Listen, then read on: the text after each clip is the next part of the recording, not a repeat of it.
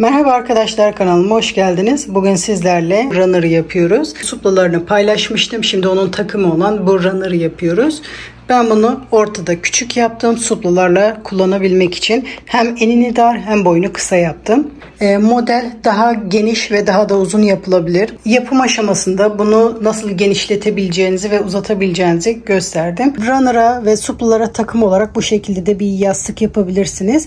Aynı runner'ın motifinden yaparak büyütüyorum. Büyütmesini de video sırasında gösteriyorum. Video bitiminde de yastığı nasıl birleştirdim onu gösteriyorum. Suplalarla güzel bir takım oldu. Umarım sizler de beğenmişsinizdir.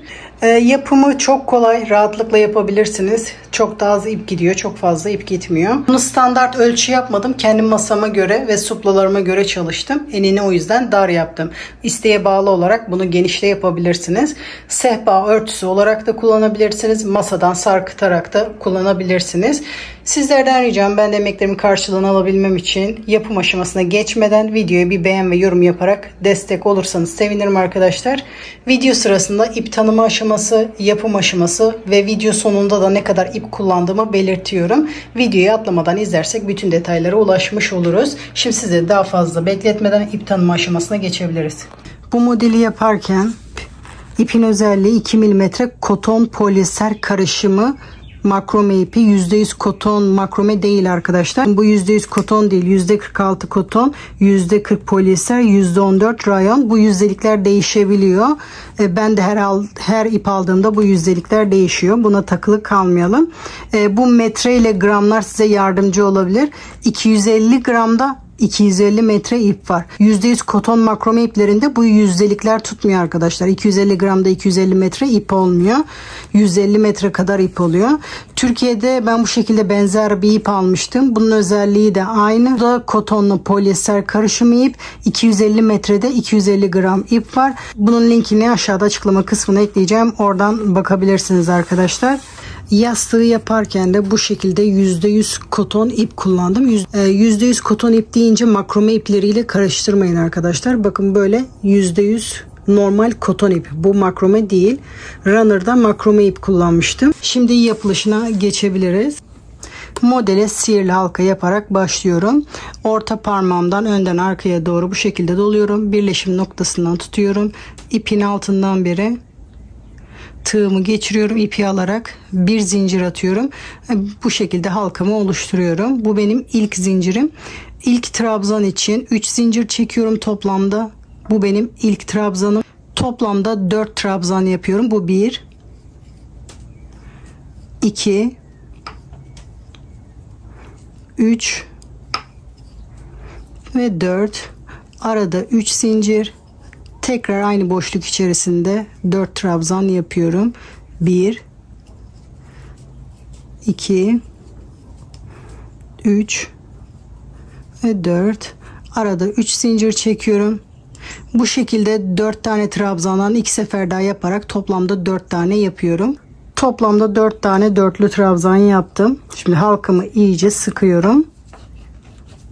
Şimdi bu köşeyi yaparken hem sırayı bitirmem gerekiyor hem de ortadan başlamam gerekiyor. Bir zincir çekiyorum, tığıma doluyorum. Burada 3. zincirin tepesine batarak bir çakma trabzanı yapıyorum. Bu şekilde üçünü birlikte yapıyorum. Bu şekilde hem ortadan başlamış oluyorum hem de yeni sıraya başlamış oluyorum. 3 zincir. Bu benim ilk trabzan için. Tekrar aynı boşlukta bir trabzan daha yapıyorum. Bu köşenin yarısı oluyor. Sıradaki trabzanın, yani bu ilk zincir çektiğimiz trabzanın tepesine batarak bir trabzan yapıyorum. Bu şekilde diğerlerinin de tepesine birer tane batarak trabzan yapmaya devam ediyorum. Yanındakine battım. Yanındaki trabzanın tepesinde. Yanındaki trabzanın tepesinde. Bu şekilde bütün trabzanların tepesine birer tane batıyoruz. Şimdi köşe yapıyoruz aynı buradaki gibi. Tek tarafta 2 trabzan, 1 2 arada 3 zincir, tekrar aynı boşlukta 2 trabzan daha yapıyorum. Köşenin diğer tarafını yapıyoruz. Şimdi sırasıyla trabzanların tepesine birer tane trabzan yaparak köşeye kadar yapıyorum. Sıradaki trabzan, üçüncü trabzan ve dördüncü trabzan. Köşede aynı buradaki gibi köşe işlemini yapıyoruz. 2 trabzan bu tarafta, 3 zincir, 2 trabzan da bu tarafta yapıyoruz. Bu şekilde trabzanların tepesini yapmaya devam ederek sıra sonuna kadar yapalım. Sıra sonuna kadar geldim. Şimdi trabzanların yanında köşenin diğer tarafını yapıyoruz boşlukta. Başlarken tek tarafını yapmıştık. Biterken de bu şekilde 2 trabzan yaparak diğer tarafı yapıyoruz. 1 zincir, tığıma dolayarak 3. zincire batıyorum. Bu şekilde çakma trabzan yaparak sıramı birleştiriyorum. Sıra başlangıcı aynı şekilde 3 zincir, aynı boşlukta 1 trabzan daha. Bu ilk trabzan yani zincirin tepesine batıyorum. Sırasıyla bütün trabzanların tepesine birer tane trabzan yaparak sıra sonuna kadar yapıyoruz.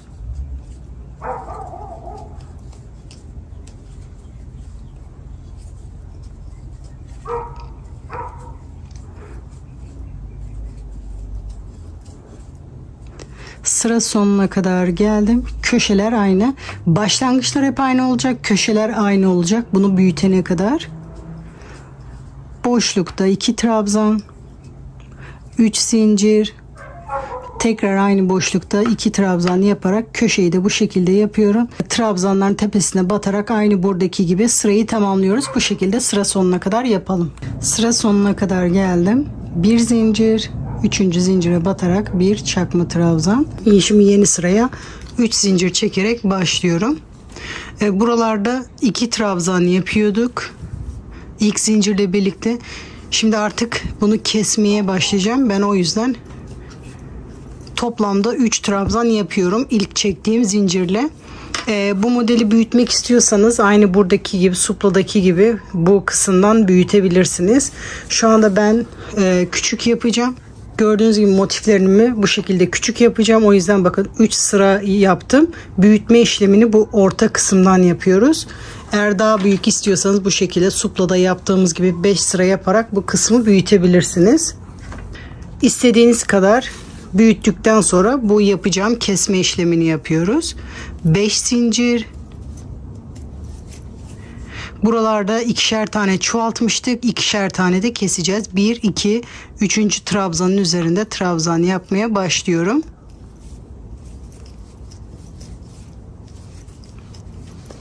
Son 2 tane trabzan kalana kadar trabzan yapmaya devam ediyorum.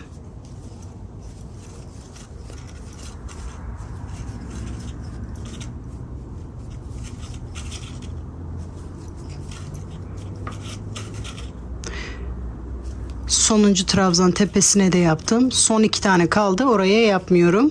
5 zincir. Şimdi köşeye gelerek köşe işlemini yapıyorum. 3 trabzan. 3 zincir. Tekrar aynı boşlukta 3 trabzan yapıyorum. 5 zincir.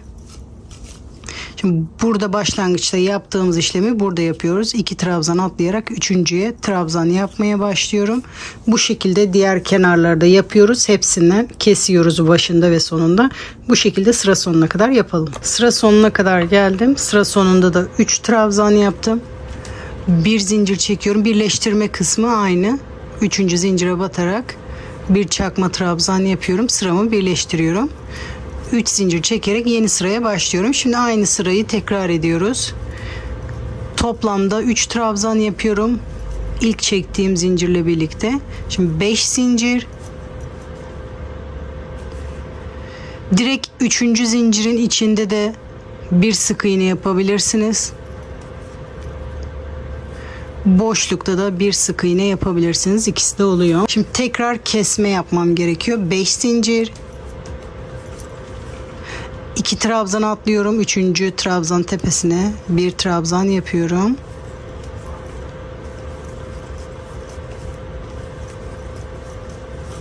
sırasıyla son 2 tane kalana kadar trabzan yapıyorum. 4 tane. Burada 4 ile başlamıştık. 4 ile bitiyor. 5 zincir. Sıradaki boşlukta ya da 3. zincirde bir sık iğne. 5 zincir. Köşeye gelerek köşe işlemini yapıyoruz. Köşe aynı. Boşlukta 3 trabzan. 3 zincir. Tekrar 3 trabzan yapıyorum.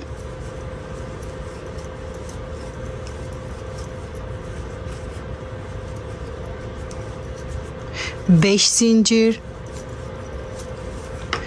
Boşlukta bir sık iğne yapıyorum. Burada yaptığımız kenar işlemini buralara da yaparak sıra sonuna kadar yapalım. Sıra sonuna kadar geldim. Son boşlukta da 3 trabzanımı yaptım. Köşede bir zincir. 3. zincire batarak bir çakma trabzan yapıyorum. Şimdi bu son zincirli kısmı yapıyorum. Köşe tekrar aynı. 3 zincir. Toplamda 3 trabzan oluyor. 2 trabzan daha yapınca ilk zincirle birlikte. Şimdi 5 zincir. Boşlukta bir sık iğne. 5 zincir. Boşlukta bir sık iğne. 5 zincir. Şimdi bu trabzanların tepesine hiç batmıyoruz. Sıradaki boşluğa giderek bir sık iğne yapıyorum. 5 zincir. Bu şekilde köşeye kadar hep boşluklara batarak yapıyorum. 5 zincir. Sonra köşeyi yapıyoruz. Köşede diğer sırada yaptığımız gibi aynı. Bunu bu şekilde sıra sonuna kadar yapalım. Şimdi sıra sonuna kadar geldim. Ortadan başlamayacağım için 3 zincir çekerek 3. zincire batıyorum. Bir iç sürme yapıyorum. Bir zincir çekerek ipimi kesiyorum. Bu şekilde ilk motifimi hazırlıyorum. Biraz daha büyütmek isterseniz bu son yaptığımız zincirli sırayı tekrar ederek bir sıra ya da 2 sıra daha ne kadar eklemek isterseniz ekleyebilirsiniz. Şu anda bu motif genişliği benim için yeterli. Çünkü etrafına da daha oya geçeceğim. O yüzden ben eklemiyorum. Ama sizin ipiniz ince ise, hala motifiniz küçükse bu zincirli sıradan da ekleyebilirsiniz. Bu dediğim yerden de çoğaltabilirsiniz. Şimdi ilk motifi bu şekilde hazırlıyoruz. İkinci motifi ve diğer motifleri son sırada 2 kenar yapıyorum. 2 kenar yaptıktan sonra birleştirmeye başlıyorum. Köşenin yarısını yaptım. Bir zincir çekiyorum. Diğer motifimi alıyorum. Ben birkaç tane birleştirdim. Şimdi sizinle de bir tane birleştirmek istiyorum. Diğer motifimi alıyorum. Köşesinde bir sık iğne, bir zincir. Benden tarafa gelerek köşenin diğer yarısını yapıyorum. 3 trabzan, 2 zincir. Köşenin diğer motifteki köşenin yanındaki boşluğa batarak bir sık iğne, 2 zincir. Bu sefer benden taraftaki motifin sıradaki boşluğunda bir sık iğne. Böyle birleştiriyoruz. Hem sırayı yapıyoruz, son sırayı, hem de birleştiriyoruz. 2 zincir, karşı tarafın sıradaki boşluğunda bir sık iğne. 2 zincir, benden taraftaki sıradaki boşlukta bir sık iğne. 2 zincir, diğer motifin boşluğunda bir sık iğne. 2 zincir, bakın burada motifte yaptığımız gibi trabzanların tepesine batmıyorum. Sıradaki boşlukta bir sık iğne. 2 zincir, diğer motifin sıradaki boşluğunda bir sık iğne. 2 zincir, benden taraftaki boşlukta bir sık iğne. 2 zincir, diğer motifin boşluğunda bir sık iğne. 2 zincir. Şimdi benden taraftaki köşeyi yapmaya başlıyorum. Köşede 3 trabzan, bir zincir. Şimdi köşeyi de birleştiriyorum son kez. Diğer motifin köşesine batarak bir sık iğne, bir zincir. Sonra köşeyi yapmaya devam ediyorum. Bundan sonrası normal kenarı yapıyormuş gibi devam ediyorum. Birleştirme işlemi bitti. 5 zincir çekerek boşluğa batıyorum. Bu kenarı da normal sırada yaptığımız gibi sıra sonuna kadar yapıp motifi bitiriyorum. Sıra sonuna kadar geldim. Hala motif birleştirmeye devam ediyorsanız normal sırada yaptığım gibi 3 zincir çekip iz sürme yapıyorum. Sıramı birleştiriyorum. Bu şekilde devam ediyorum.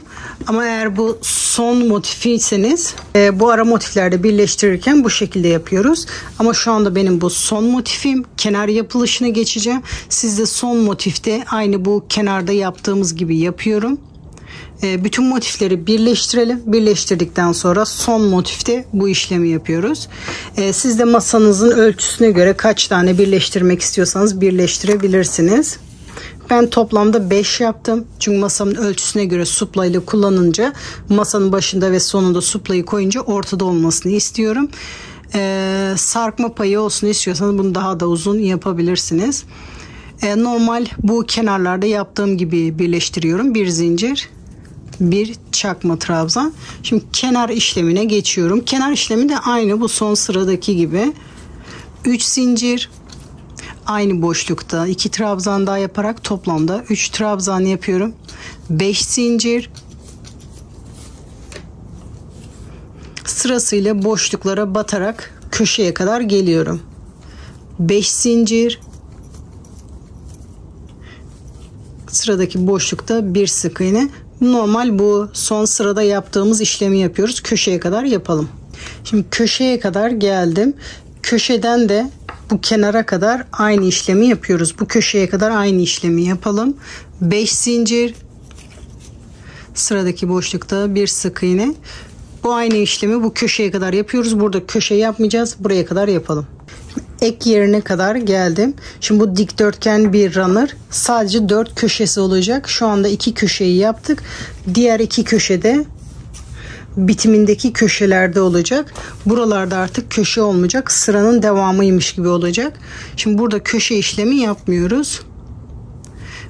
5 zincir. Bakın bu köşenin hemen trabzanın yanında bir sık iğne yapıyorum. 5 zincir. Sıranın devamıymış gibi olsun diye sıradaki köşenin hemen trabzanın yanında da bir sık iğne yapıyorum. 5 zincir, sıradaki boşluğa devam ederek aynı işlemi yapıyoruz. Şimdi bundan sonrasını bu kenarları buradaki gibi yapıyoruz. Bu birleşim noktalarını burada yaptığım gibi yapıyorum. Köşeleri de sadece bu 2 köşeyi burada yaptığım gibi köşe yapıyorum. Bu şekilde tamamlayarak sıra sonuna kadar yapalım.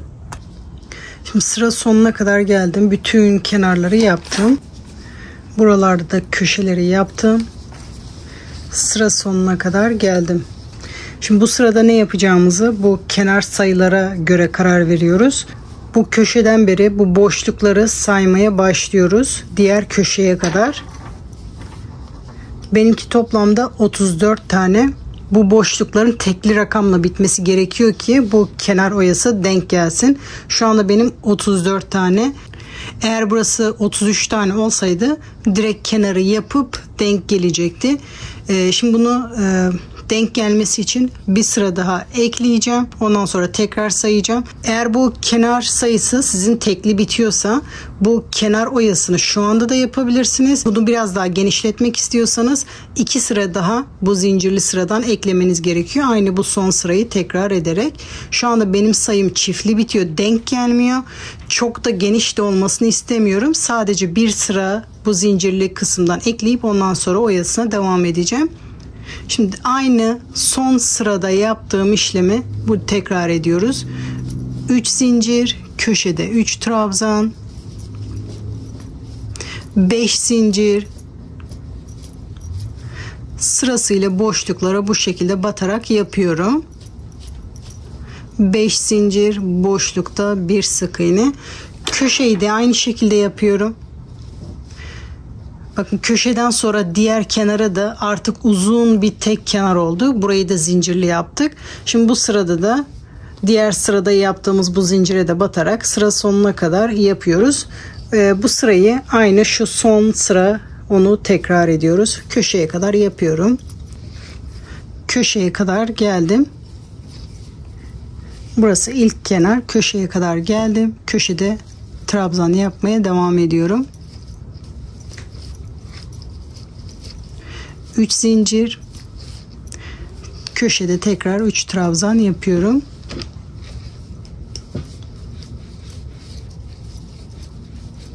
Sonra tekrar 5 zincir çekerek modele devam ediyorum. Sırasıyla bütün boşluklara batıyorum. Burada da aynı şekilde batıyorum. Köşeden sonra bu ek yerine kadar geldim. Ek yerinde de zincir vardı. Oraya da battım. Sonra sırasıyla devam ediyoruz. Artık bu kenar tek kenar oldu. Bu şekilde bütün kenarları yapıyoruz. Köşeleri aynı köşe yaparak dönüyoruz. Sıra sonuna kadar yapalım. Şimdi sıra sonuna kadar geldim. Köşenin diğer kenarını yapıyorum. 3 trabzan yaparak sıramı birleştiriyorum. Bir zincir, 3. zincire batarak çakma trabzan yapıyorum. 3 zincir çekerek yeni sıraya başlıyorum. Şimdi bu kenar zincirlerini sayıyoruz. Tekli oldu mu diye. Ben saydım. Burası benim 35. Burası da 7. İki tarafta tekli olarak bitiyor. Tekli olunca şimdi kenar oyası denk gelecek. Kenar oyası da aynı suplada yaptığımız gibi 3 zincir, bu benim ilk trabzanım.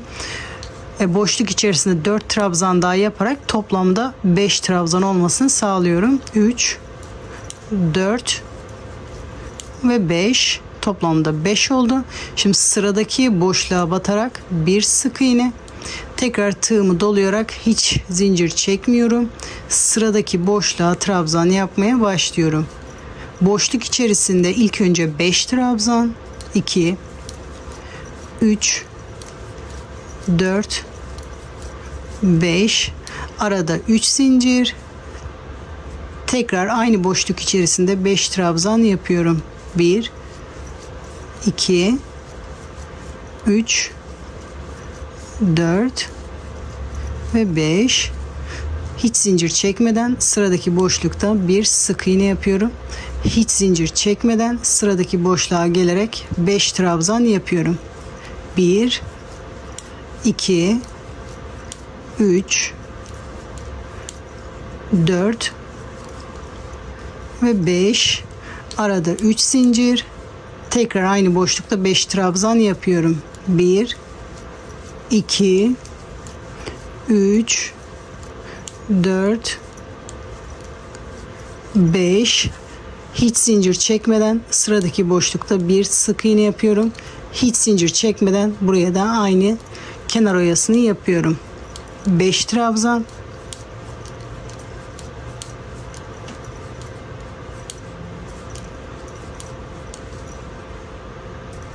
Arada 3 zincir. Tekrar aynı boşluk içerisinde 5 trabzan yapıyorum.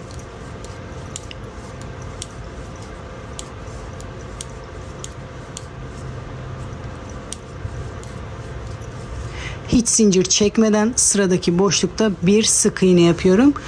Tekli bitmesinin nedeni bu şekilde.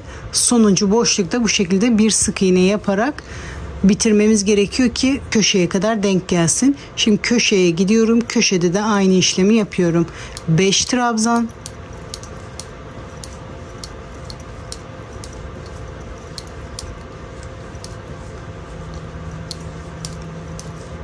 Arada 3 zincir. Tekrar aynı boşlukta 5 trabzan yapıyorum.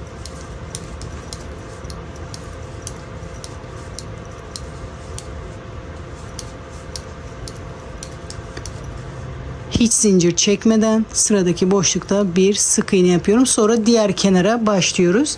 Şimdi bu uzun kenara da aynı burada yaptığımız gibi kenar işlemlerini yapıyoruz. Köşeleri de bu şekilde tamamlıyoruz. Sıra sonuna kadar yapalım. Kenarları bu şekilde, köşeyi de bu şekilde yaparak sıra sonuna kadar yapalım. Sıra sonuna kadar bütün kenarları yaptım. Köşeyi birleştirirken de 3 zincir çekiyorum. Burada 3. zincire batıyorum. İlmeğimi alıyorum. Bir iz sürme yapıyorum. Bir zincir çekerek ipimi kesiyorum. Sonra bu ipimi arkada saklıyorum. Fazlalık ipi de kesiyorum. Şimdi benim ipim ütüye elverişli olduğu için bunu tersten ütüleyip size masada bitmiş halini gösteriyorum. Yastık yaparken aynı runner'daki gibi bu orta kısmından büyüttüm. Runner'da daha küçük motifler yapmıştım. Burayı daha az sıra yapmıştım. Bunu da 5 sıra yaparak buradan büyüttüm. Bu delikli kısım daha büyük olmasını istediğim için orta kısmını küçük tuttum. Delikli kısmı biraz daha genişlettim. Son sırayı yaparken zincir yapmıştık. Aynı zinciri tekrar ederek birkaç sıra daha büyüttüm. Bunu bu şekilde yastığın kenar dikişine yakın yere kadar yaptım. Siz de bu şekilde yaparak hazırlayabilirsiniz. Tam kenara kadar yapmadım. Çünkü bunu esneterek takılmasını istiyorum ki bu delikler daha iyi görünsün. Siz de bu şekilde yastığın kenarına yakın olana kadar bu şekilde iki parça hazırlıyoruz. Sonra bunları birbirine ekliyoruz. Bunu bu şekilde ortası küçük bu file kısmını daha geniş yaparak bunu büyük kare örtüde yapabilirsiniz bu şekilde. Runner'ı yaparken hep aynı yönde yapmıştım. Ama bunu yaparken hep diğer yöne dönerek yaptım. Çünkü bu baklavaların şekli yamuk oluyor. Bir de bu çizgiler yamuk oluyor. Bu şekilde dümdüz durması için dönerek gitmek önemli. Şimdi yastığı yaparken de buraları düz olması için şimdi göstereceğim şekilde yapıyorum. Şimdi ilk sırayı bitirdikten sonra 3 zincir çekiyorum. Diğer yöne doğru dönüyorum. Sırayı bu şekilde devam ediyorum.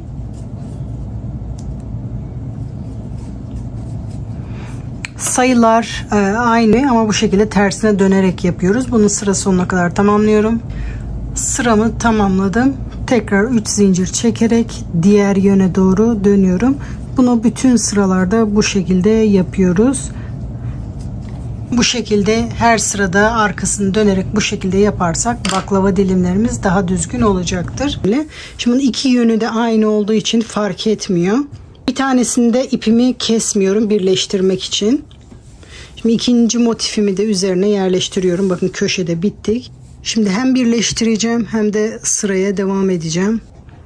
Şimdi yastık yaparken bir tanesini yastığın ölçüsünde yapıyorum. İkincisini de son sırayı yapmıyorum. Son sırada birleştirme işlemi yapacağız. Bakın şu üçlü yaptığım köşeleri sayıyorum. 1, 2, 3, 4, 5, 6, 7, 8, 9, 10. Bunda 10 sıra yapmışım. Şimdi bunu sayıyorum. 1, 2, 3, 4, 5, 6, 7, 8, 9 sıra yaptım. 10'uncuyu da birlikte yapacağız. Sıra sonunda da şu şekilde birleştiriyorum. Benim başından başlamam gerekiyor. Normalde bir zincir çekip trabzan yaparak birleşiyorduk. Ama sadece şu anda bunun tepesine batarak bir trabzan yapacağım. Bu trabzanın yanında başlamam gerekiyor. 3 zincir, bu boşluk içerisinde 2 trabzan daha yapıyorum. Köşenin diğer yarısını yapıyorum. Bir zincir çekiyorum. Bu diğer parçayı alıyorum. Diğer parçanın köşesine batarak köşeyi birleştiriyorum. Bir zincir, sonra bu tarafa geliyorum. Burada 3 trabzan yapmaya devam ediyorum.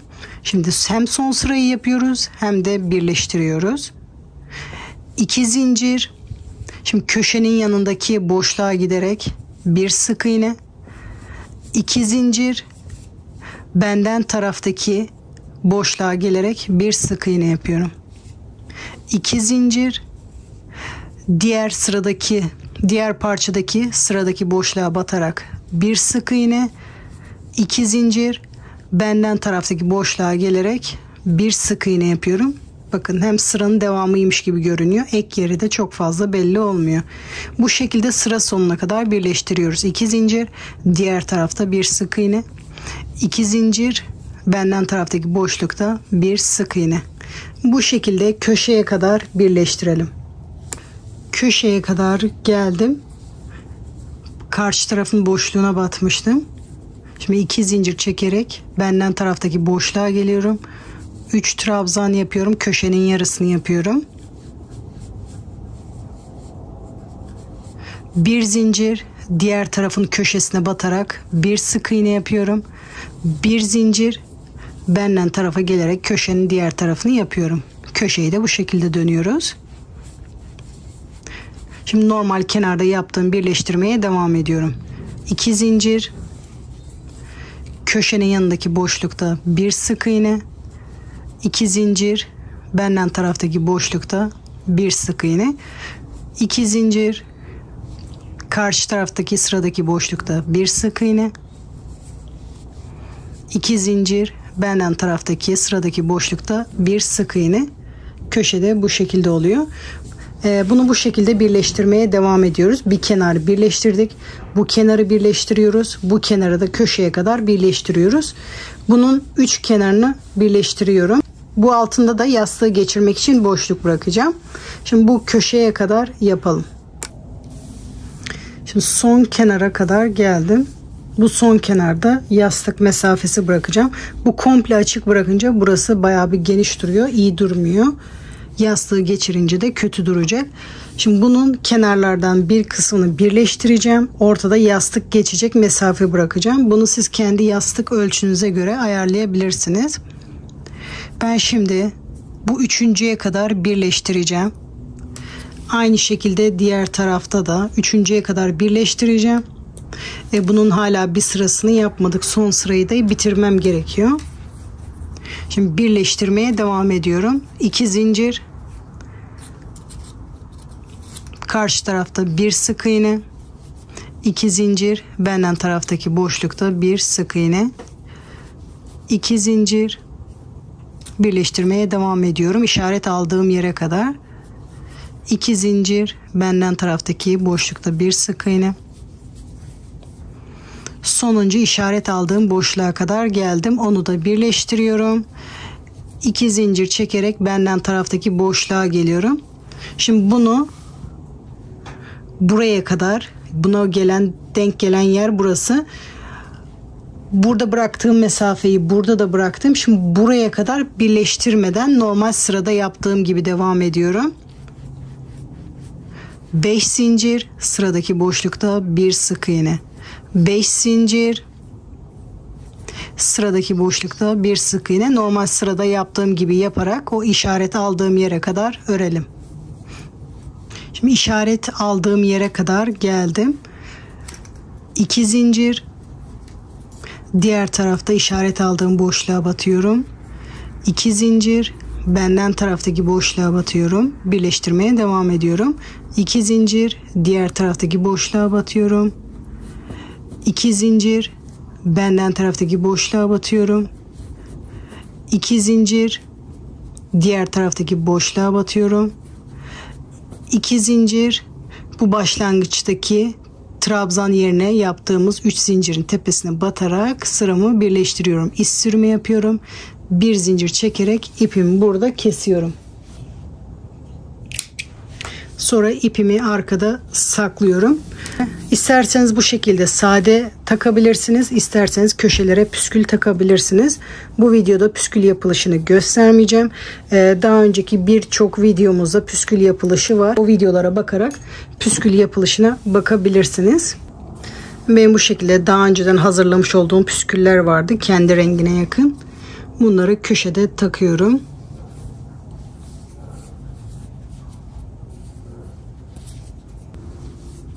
Bu şekilde 2 düğüm atarak püsküllerimi takıyorum. Bağladığım ipleri de püskülün içine doğru çekiyorum. Bu şekilde hazırladığınız püskülleri de takabilirsiniz. Şimdi yastığımı da geçirip size bitmiş halini gösteriyorum. Şimdi yastığımı geçirdim. Bu alt kısmını bağlamak için de şu şekilde zincirden ip hazırlıyorum.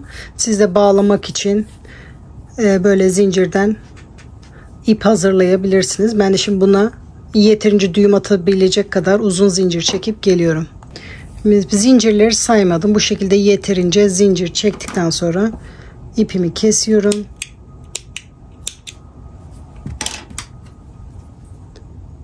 Sonra ipimi zincirin içinde saklıyorum.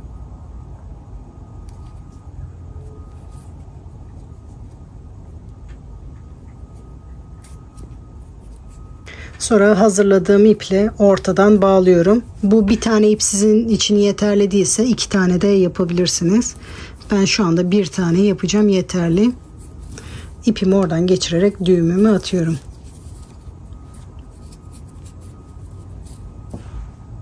Yastığımın bitmiş hali de bu şekilde oldu. Ben çok beğendim. Umarım siz de beğenmişsinizdir. İç yastığın ölçüsü 45'e 45 santim. Ona uygun bir şekilde yastığımı ördüm. Bu ölçülerdeki bir yastığa yaklaşık 200 metre kadar ip gitti. Ek yerine bakıldığı zaman hiç ek yeri belli değil. Çok tatlı oldu. Runner'ımı ütüledim. Masaya serdim. düz bu şekilde duruyor. Tabii ben bunu suplalarla kullanmak için küçük yaptım. Bunu sehpa örtüsü olarak da kullanılabilir. Dilerseniz bu şekilde, dilerseniz bu şekilde kullanabilirsiniz. Baklava dilimi olarak kullanınca güzel duruyor ama benim masaya sığmıyor. O yüzden bu şekilde kullanacağım. Runner'ın bitmiş hali bu şekilde arkadaşlar. Suplalarla güzel takım oldu. Umarım siz de beğenmişsinizdir. Runner'ımın eni 30 santim, boyu da 1 metre 15 santim. Bu ölçülerdeki bir runner için de yaklaşık 300 metre kadar ip gitti. Dediğim gibi ben bunu suplalarla kullanabilmek için boyunu bu kadar yaptım. İsteğe bağlı olarak bunu daha uzun ve geniş de yapabilirsiniz. Umarım izlerken ve yaparken keyif almışsınızdır. Yapacak arkadaşlara kolay gelsin diyorum. Sıradaki videolarda görüşmek üzere.